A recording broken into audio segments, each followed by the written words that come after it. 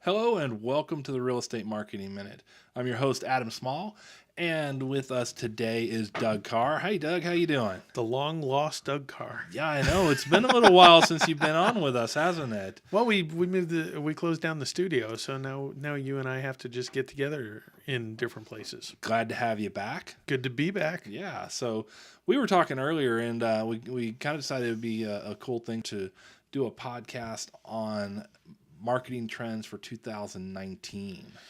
I like that. I like what I hate though is the resolution ones. Like this is what you gotta do. Oh, where they tell you that? Yeah. I think this one because is half of those are wrong, and then the other half of it's either super expensive to implement, or it's only going to help maybe 5% of the people, right? right. And I think in the real estate business, it's built on relationships, so it's pretty consistent that word of mouth, and then we're going to talk about the things that can help with that. Right. I'm going to start with SSL. Sure, we'll start with SSL. So here over the last few years, SEO has always been a big thing for real estate marketing, and any sort of marketing in general online. Organic search, people searching for terms within Google and finding right. And houses you say or real Google, estate it's agents. actually any search engine, right? Sure. But Google has the lion's share. 99% of the market. Yeah. So one of the things that Google's done here over the last year or so has said in order to rank better and not have, if you're using Google Chrome, which is their browser, and let's be honest, if you look at your analytics traffic on your website, probably 70-80% of that is in fact Google Chrome. So the lion's share is Google Chrome. I think Safari's starting to creep up, and then I read lately that Microsoft is actually going to use Chromium as a base. So I think we'll start to see some changes, but for the most part, it's the same engine. And my point in saying that is that Google in their Google Chrome browser is saying if a site isn't SSL, then they're going to flag it up top as not safe or not secure. And Safari's going to do the same thing. So. Right. And then the other piece of that is that from an SEO perspective, search engine optimization perspective, Google also says that having that SSL certificate will have some impact on ranking. Yeah. And that's as clear as they get, well, right? And they don't tell you this is a major ranking factor or anything like that. They just say it will have some impact, and how much that is, nobody really knows except them. Well, I think there's a couple reasons, right? It's always in the eyes of Google, they want a good user experience. And so almost every single website now you put information into. Right. So even if it's your real estate, site, you're going to enter your contact information, maybe a phone number in a field. Right. Well, if they don't have a secure, certificate, then it's just going to be raw data that's floating through the internet. It's going to get transmitted over the internet in clear text so it can be seen by anybody in between. Right. And so I think on one side, they're just trying to get a best practice in there from a user standpoint. But on the other side, too, is it's so easy now to spin up websites and domains and everything else that all these spammers out there, they can spin up 100 websites in a couple seconds and then spin them back down when they get caught. Right. But configuring an SSL certificate and having it verify the business and everything else is a lot more difficult. It does get more difficult. And, it's funny because as Google is putting that requirement out there or that recommendation, at the same time making it, quote unquote, harder for spammers to spin up websites, there are also tools out there that are making it easier to add add SSL certificates, right? Yeah. So like Let's Encrypt is a really good one that comes to mind because they've got a great little process where they can verify everything. And it's done through the command line, so it's a little bit harder than for the average Joe. But at the same time, it can also be automated, and therefore it can be be utilized by the spammers run, as well.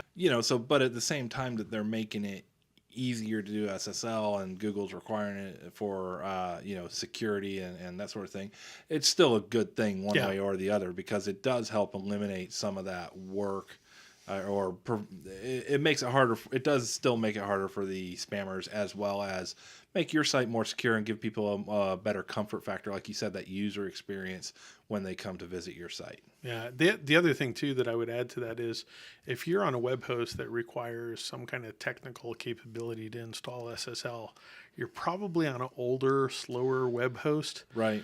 And SSL on an older it can bring a site down. Yeah, it can slow you down. Yeah. So I would really recommend people invest the money and get with a host that has a one-click, security install and everything else, because they've probably got other tools to keep the site fast as well. Right. Well, I mean, that's just a matter of keeping up with technology.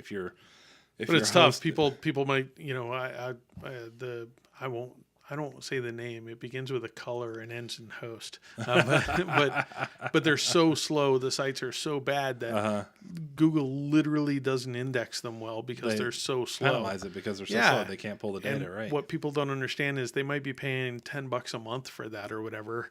And a really, really good host is $30 a month. Right. And so if you sold one more house a year, exactly, the return on it is amazing for that small amount of investment. There's no doubt. Plus, the new ones have automatic backups. They have security monitoring. They have everything that you need. So spend the money and get with a good host. Exactly.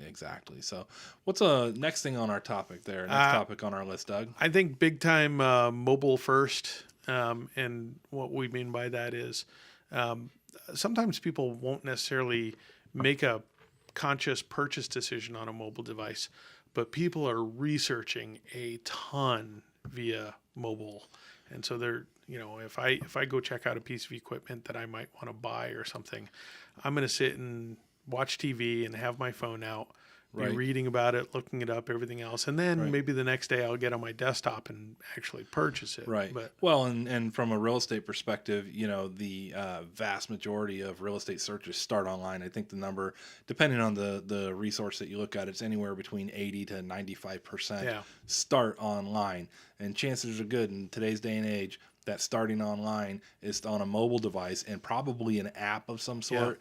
Yeah. And, if I had to guess, it's one of the big three in the real estate industry, either Realtor.com, Zillow, maybe Trulia. It would be my guess. There are a couple others that are kind of growing, but they haven't quite got that penetration and such that those three have. So one way or the other, it's mobile first. Yeah. It's starting on mobile. So and so your site has to be mobile first as well. That if I go to your website and it's not easy to navigate and it's not easy to find the information that you want. When I go and I look at the listing, I can't see the pictures because they're distorted or take forever to load up or whatever it is for me to get through it. I'm just going to move on. I'm not even going to get to the point where I go home and I look at it the next day, or if I'm sitting in my house, I say, well, I'm going to get up my computer and see this better. That's not going to happen. Right. And we talked about it before from an SEO standpoint. So Google gives different results based on mobile or desktop. Right. And so if your site isn't mobile friendly, even if your buttons are too close together or your links are too close together. And it's amazing that they actually check that stuff. There are actual programs out there that can help give you an idea of the, if that's what's going on. Google has tools that help you just know about those errors on your site. So they actually do check. Yeah, you can just, that kind of thing. If you Google mobile friendly test, it'll tell you. Right. But the thing is so if people are, sitting at night and they're punching into a browser, houses for sale in this zip code or whatever. Right. And your site is not optimized for mobile, you're not even going to show up. You're not going to show up at all on the page. Right. And so if your competitors are, and again, we're talking about minimal investment, that you can go get a site nowadays that's mobile friendly and it's, what do we pay for some of the themes that we, Well, I for single one-time use, you can buy a great theme from someplace like Theme Forest for, anywhere from $40 to $100. Yeah, and it's totally mobile optimized. Theme, completely mobile optimized, amazing feature set, that sort of thing. So I would definitely make sure that if your website's a couple of years old that you revisit it, not only looking at it on the mobile and making sure that it looks good, but make sure that it loads fast and that everything's readable. Run that mobile friendly test on it from Google, and it's really eye-opening. It is. And again, what we're saying here is that you might have a beautiful website on desktop. Right. But if people are going to it first on a mobile device, and so they're not going to take the time to go visit you tomorrow on desktop. Right. If they can't see it. So make sure that your site is mobile optimized. Right. What's next on our list there?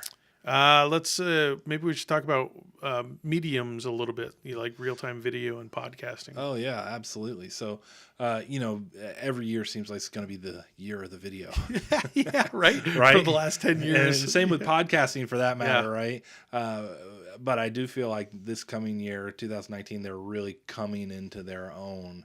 Obviously, if you're listening to our podcast, you're a podcast listener, right? Yeah. So it's a great way to reach people. There are a lot of great advantages to doing a podcast, because if you do one regularly, then you have regular content that you can repurpose and put up on your website. Yeah. Take advantage of that, put on your social channels, take advantage of that. So, that's a big thing from just kind of a process perspective. But there are also great ways of being found, right? We've been doing our podcast. We're actually, I think this is our second year of doing our podcast. Congrats. We finished up 2 full years with it now. Woohoo. Exactly. And what we're finding is that our podcast downloads are increasing, and it's a weird kind of correlation, but at the same time, our website visits are increasing, and nobody's ever said, well, yeah, I heard your podcast, and so I checked out your site. Right. But there's a correlation between the two, and maybe it's just an overall marketing well sometimes effort, people, but there's something to it. And sometimes people, if you're on the way to work or you're, jogging on the treadmill or whatever, Right. a podcast comes in handy where you're reaching an audience that may not go and listen, go read your website or whatever. Right. And so you got to remember that it's not about that you got to be everything to everybody. It's literally that you have a segment of the population that they love podcasts. Right. And they're listening to podcasts. Well, and like with Agent Sauce, one of the things that we do is text and toll-free call capture, right? And we tell people when somebody texts or calls in, you respond to them in the same fashion, because they're telling you, thank you. They're telling you the medium that they prefer to communicate with, right? And that's exactly what you're talking about here. So yeah, we put the podcast out, right? But the reason we repurpose it and put it out a transcript of it is because some people aren't going to sit and listen to it. Exactly. Right? They're not going to watch a video, but they will read something. But then other people are like, I'm not reading that. I'm going to play that in the background, while I'm doing something else, or I'd rather see a video. So it's all about finding the medium and being on those mediums when somebody's looking for what you do. You hit it on the head, because I have an issue with my refrigerator where I have to, some kind of latch mechanism or whatever, I have to close the door funny on it. And so I called I emailed a refrigerator company. It was, info@andtheirdomain.com. So I clicked email, and a lot of faith in that one, didn't you? I clicked it, and it was a local refrigerator repair company, so it's legitimate business. But I clicked it, emailed them. They emailed me back and said, call this number and we'll make an appointment. If I wanted to call, I would have called. That's exactly it. I never called them. I mean, I didn't call them because I was like, you just took the time to respond via email. Why didn't you just say, yeah, we can come out and take a look. Here's some times. Do they work for you? Right. And it's the same conversation I would have had on the phone. Exactly. It's nuts. Exactly. Yeah. And sometimes I don't want to talk to people. Right. So, that's podcasting. And honestly, video is the same concept. Well, let's do one more thing on podcasting, because before this podcast, we were actually talking about it. Okay. And that's that the price of equipment has really plummeted. Right. too. Right. I was actually going to bring that up. I'm glad you did. Yeah. So I mean, Adam and I are sitting across from each other. We have it's a Zoom H6, which is kind of the Cadillac of Zoom of portable recording devices. Yeah. Right. We have 2 microphones, 2 stands, and a couple cables. All of this was probably $400. I would say 400 at most with the microphones and the cables and stuff, right? Yeah. And like Doug said, the Zoom H6 is the Cadillac. If you don't want to invest $400, you can go buy a Zoom H2 or H4. Buy an H4, because then you can plug 2 microphones in. Yeah. And between that and the microphones, you're looking at maybe $250, somewhere around there, if you find a good deal. And if you're really, really terrible, you could just go get a microphone, like a lav mic, and pass it back and forth on your phone, on your Android or your iPhone, and still have pretty good audio on it. It would sound okay. I mean, audio is the key. Exactly. The reason why we spend a little bit of money on microphones and equipment is because if there's background noise, or it's difficult to hear somebody, it really is annoying when you're listening. Right. It's going to make it hard for somebody to pay attention. So Yeah. Investing a little bit, but I mean, even a couple $100 isn't a lot of money when No. you're talking about something that you're going to use once a week or twice a month or something like that, for a couple of years on end. It's right? again, right?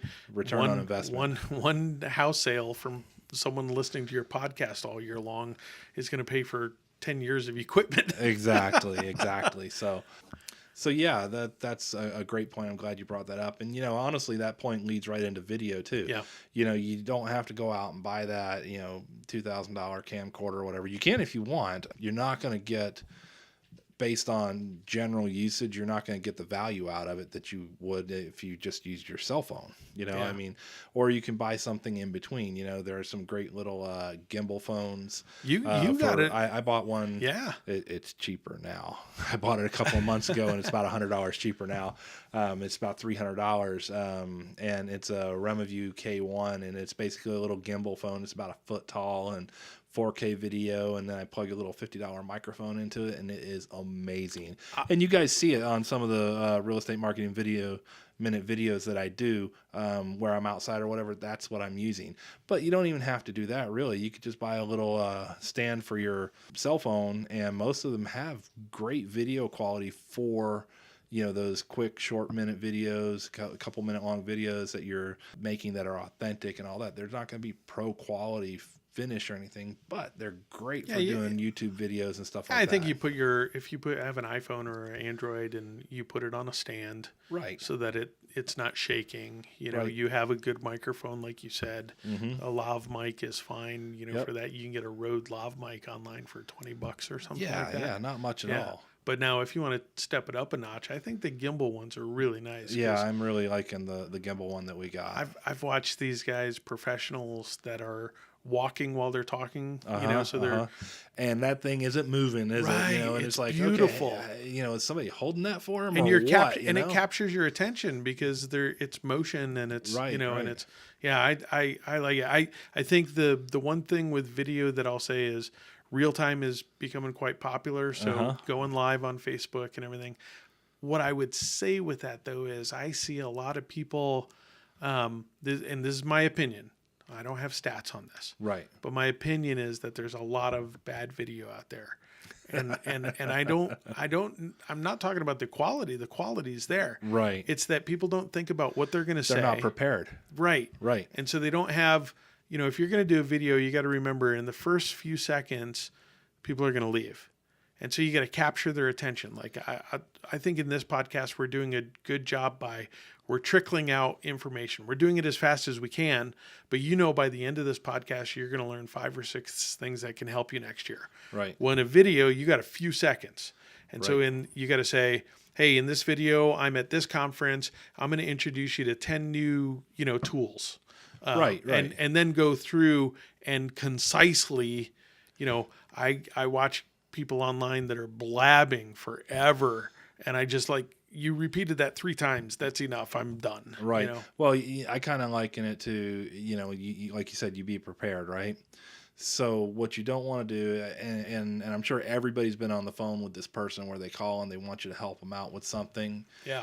And then they want you to sit on the phone while they're doing it. Yes. And for me, it's one of those things where I don't mind doing tech support for Agent Sauce. I don't mind helping people out. I like doing that, and I tell them, okay, let me walk you through this, and this, right?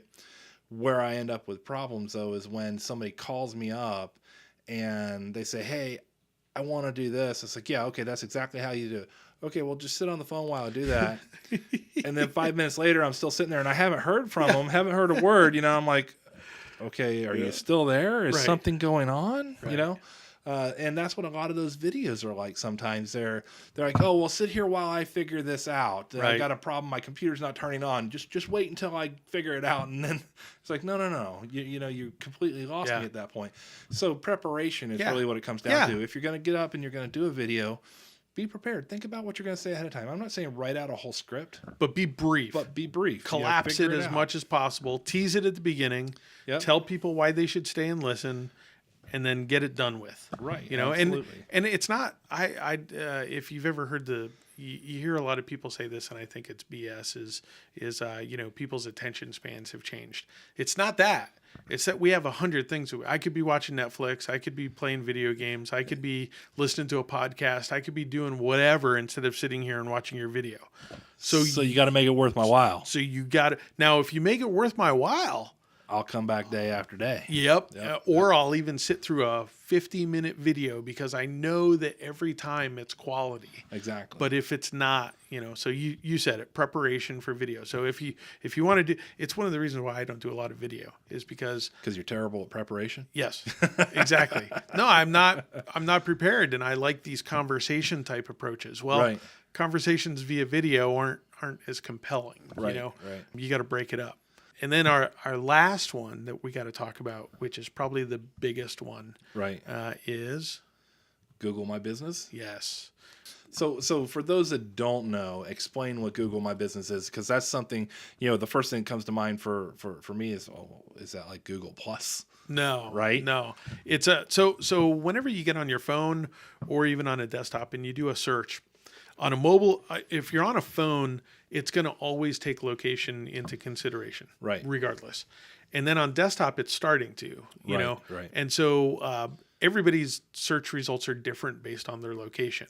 The first thing that you see up there is not organic search results. The first thing that you see is the map pack, which are organic, but it's not based on your website. Right, but it's that map, and then it's links underneath of it, right? Exactly. And basically, it says, oh, this is the stuff that's local to you that applies to whatever your search term was, right? Now, the second thing with Google My Business is you don't even have to have a website. Right. All you have to have is a registered business address. I say business address because I closed my office downtown. As soon as I closed my office and went to a P.O. box, right, Google My Business closed my... Google My Business said, not for you. Yeah. And so you have to have a physical location. So if you're a real estate, broker or agent or whatever, and you have a physical office location, you can apply to be on Google My Business. The incredible advantage there is because even if you rank number 1 on your website, you're still not going to be visible on the search engine page because the map pack shows up first. Right. And so if someone searches for, a relocation real estate agent near me, right, or real estate agent, whoever has that most authority in their Google My Business account for that is going to pop right up. They're going to pop up in the map section. Right. And you're going to be underneath them even if you rank number way 1. Underneath right. them. Right. Yeah. So and they're going to have click to call because their phone number is automated.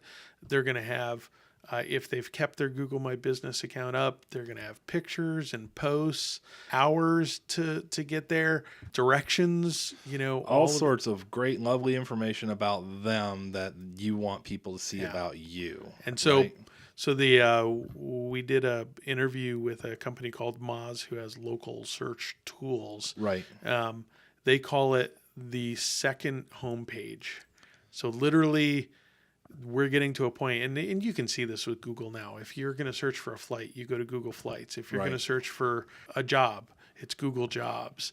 Like Google is starting to splinter out all these things. Google doesn't want you to leave the search engine page. Right. They don't want to take you to somebody's website. Because then you're no longer using them and they're no longer able to serve up ads. Exactly. Which means they're not making money. Right. And so so now I can look at your testimonials and reviews, get your phone number, get directions to your place, find out what hours you're in there, see what kind of products and services that you sell, look at pictures of your office or whatever without ever going to your website. You know what? It goes back to what I was saying earlier about putting your message where your customer is and communicating with them in the manner that they want to be communicated with. Earlier it was podcast and text message and toll-free call capture. And this is another example of making sure that your information is where your customer is. Yeah. Right. And using the Google My Business service to do that. And so if you have a physical office location, download the app, Google My Business app is amazing. Right.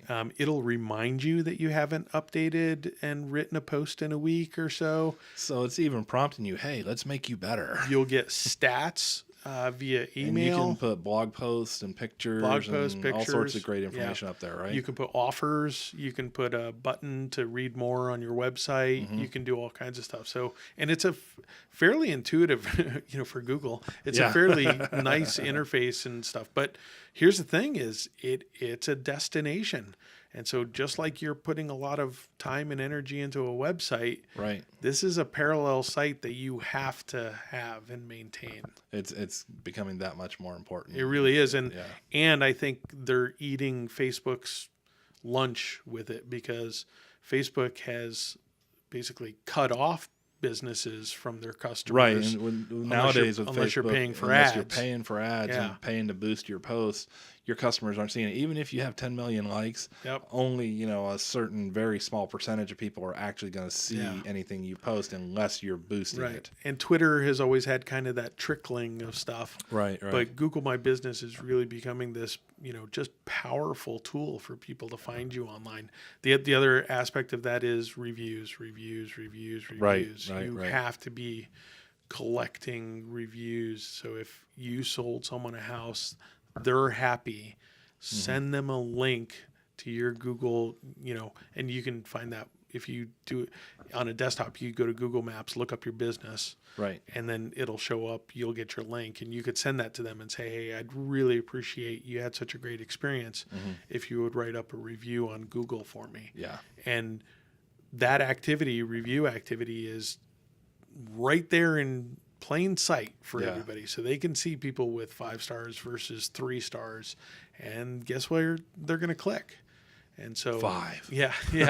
And then you're going to rank higher based off of activity. So I have clients that are sometimes afraid of that. They say, well, what if somebody puts a 1-star out there? Well, go get more 5 stars. Well, and the other piece of that is that's what I was going to say. Somebody puts a 1-star review on you, don't get mad. Don't get upset about it. Go out there and respond to it. And there are a couple ways to respond. One is if it's unjust, you can point that out in a professional manner. Don't get in a fight with them. No, don't get into a fight. But the other option is to respond publicly and fix it. Yeah. Offer to fix it. Say, hey, you know what? I'm really sorry you had a poor experience. Yeah.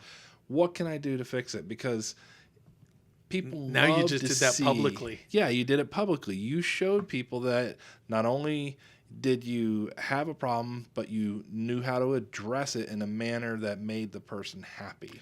And that's awesome marketing right there. Exactly. You're showing you care. Yeah, I love seeing if I look at someone's reviews almost, and this is what I do, right? I look at the 1-star reviews first. Right. All the time. Right. And it's exactly that. Like if it's a product, sometimes I go, well, that's a dumb reason to give them a 1-star. Right. And I go buy the product anyways. If it's a service, I look at it and they write back and, oh, I'm sorry or whatever, or they defend it. Like we've had there's a restaurant down the street that they know that they were getting bad fake reviews. Right. So one of their competitors was, and so they would complain about the special, but there was no special, Right. And so they just responded and said, I think you've got the wrong restaurant because we actually don't serve that, at our restaurant and stuff. Right. And I saw one where somebody was complaining about a restaurant and the owner was a little bit rough around the edges in his response, but the basic gist of it was, look, dude, you're 20 years old. I can't serve you alcohol no matter what. Yeah, So, and that's a great response when somebody's complaining, So, I think he could have been a little more politic about the way he responded, but that was the gist of it. And it's like, okay, so I know this one's bogus, right? I don't have to take this one into account. I think nowadays people are reasonable. We know that businesses make mistakes. Right. All we want to make sure is that they're easy to work with to make it right. Exactly. And the same thing goes with real estate agents. You want to just make sure if somebody's dealing with you, if somebody's looking at you as to represent them, they want to make sure that you're going to do the best for them, and that if there is a problem, that you know how to take care of it. And that's where that negative review comes in. It shows that there was a problem and that they knew how to address it. Yep. So let's run them down again. Yeah, let's do a recap there. So SSL, right? Get a certificate on your site, and if it's difficult to do, go move to a new host. Exactly. And Number 2 was mobile first. Right. Make sure that your site is easy to navigate mobily. Maybe time to update that site. Yeah, So. we just did a site for a client that they have like 20 different products and services. Right. Well, on mobile, I'm not going to have it scroll for all of those, and so we hid them on mobile and put them into like a drop-down navigation, Nice. and that way you could still see the majority of the site very easy, but you could easily navigate with your thumb, to where you wanted to go. Very nice. Number 3 was podcasting. Right. I think podcasting, especially for real estate agents, going around and talking to local community leaders, business owners. Excellent tool. Right? Yeah, absolutely. What a way to, get things across. And then video and real-time video. Just like you said, the number one thing was preparation. Yeah, right. Absolutely.